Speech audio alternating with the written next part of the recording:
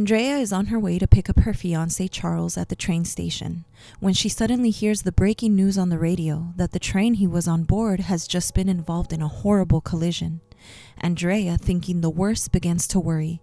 She suddenly hears her cell phone ring. It's Charles. She continues to receive multiple calls from Charles.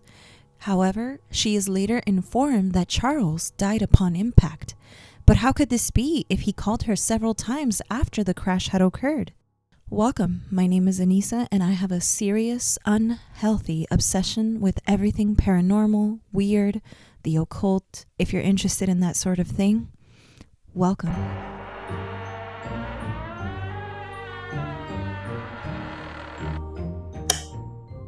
On September 12, 2008, at 4:22 p.m., a commute train with 225 passengers on board collided head-on with a Union Pacific freight train at a speed of 83 miles per hour. This fatal train collision has come to be known as the Chatsworth crash, and it is considered one of the worst commuter train accidents in the history of California.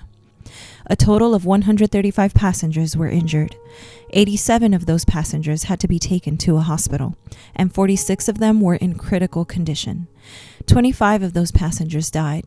49-year-old Charles E. Peck was one of the many who boarded the train that day.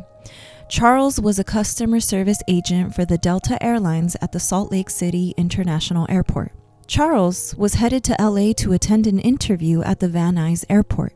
Charles was preparing to make a move to California in order to be closer to his fiancée, Andrea Katz, who lived in Westlake Village. Once Charles made the move, the couple planned to marry.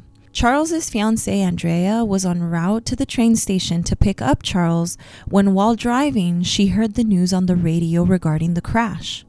Charles's family, who also lived in LA, heard about the crash and headed over as well. During the next 11 hours, Charles's family and fiancé would receive calls from Charles's cell phone. These calls were made to his son from a previous marriage, his brother and sister, his stepmother, and his fiancé. A total of 35 calls would be made from Charles's phone after the crash. However, when the family or his fiancée Andrea would answer, they could only hear static, and upon trying to call back, their calls would be forwarded straight to voicemail. Charles's fiancée and family thought he might still be alive and was unable to speak due to possibly being trapped under the train wreckage. They believed Charles was making these calls so they'd be able to find and locate him. Despite being unable to hear anything besides the static, the family and his fiancée, hopeful that he was still alive, would speak to Charles. They'd tell him that help was on the way, that they loved him as a means to provide him with reassurance. His fiancée, Andrea, would tell him she loved him and that he was going to be okay. The rescue team arrived on the scene, and due to the calls Charles's family had been receiving, they were able to locate the area where the phone calls were coming from. Charles's body was then found amongst the wreckage 12 hours after the crash.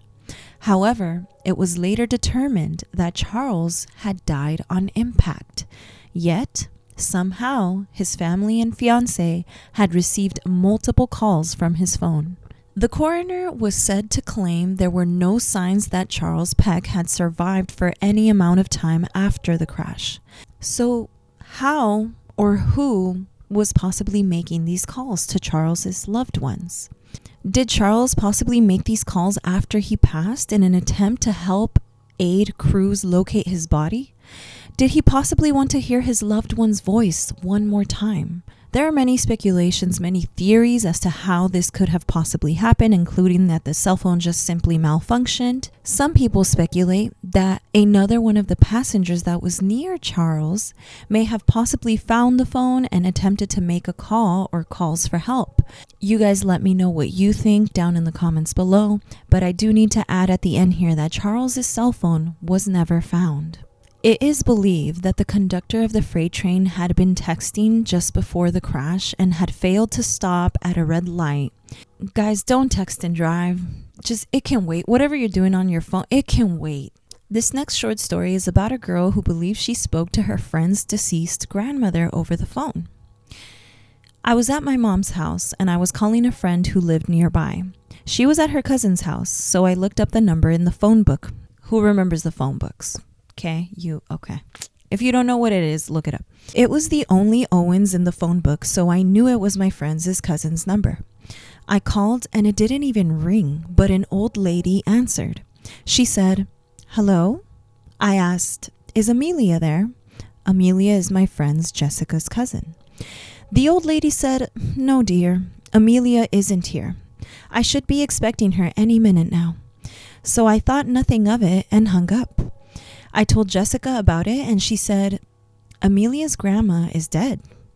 And we were there all day long. We were sitting right by the phone. It never rang all day. The following story is about a saleswoman who was doing her usual calls. You know, those people that call, try to get you to buy something, right? Well, she believes she may have spoken to a man's deceased wife. I made a sales call to Pennsylvania. It started just like any other call. Yes, I need to speak to Mr. or Mrs. B. The woman identified herself as Mrs. B, and I continued on with the normal sales call. She seemed very interested and asked a lot of questions. But when it came to the decision making, she quickly stopped me, insisting that I had to talk to her husband. Her objections were the same every time I attempted to close. She also quickly pointed out that since his retirement, he spent a great deal of time fishing and was not easy to get in touch with, and it would be best to try early in the morning before he left for his favorite hobby. On the call back, the husband did answer the phone. I introduced myself in the normal fashion and explained that I had been talking to his wife the previous day, and she had suggested that I speak to him. You can imagine the shock and horror when he stated to me, "Lady, I don't know who you were talking to, but my wife died and I am not in any mood to speak to anyone." With that, he quickly hung up the phone. Girl. Now, this last story is about a group of friends who believe their deceased friend may have reached out to them after his passing via email and social media. Jack Forsey passed unexpectedly in 2011 from a heart arrhythmia, only to contact his friends through email approximately 6 months later. Frozy's friends reported emails sent from his account that included details from some of their last conversations. One friend tried replying, but never received a response. People sometimes claim that their deceased friends have liked their posts on Facebook or sent them messages. So what do you guys think? Do you think people can contact us from beyond via sometimes phone calls, emails, etc.? Do you have an interesting story like that maybe has happened to you or someone you know? Or do you know of any interesting story of this sort? Because I would love to read into it or look into it. Thank you so much for joining me tonight. I hope to see you in a future video. Have a good night, gals and ghouls. And wait, what is that? Is your phone ringing?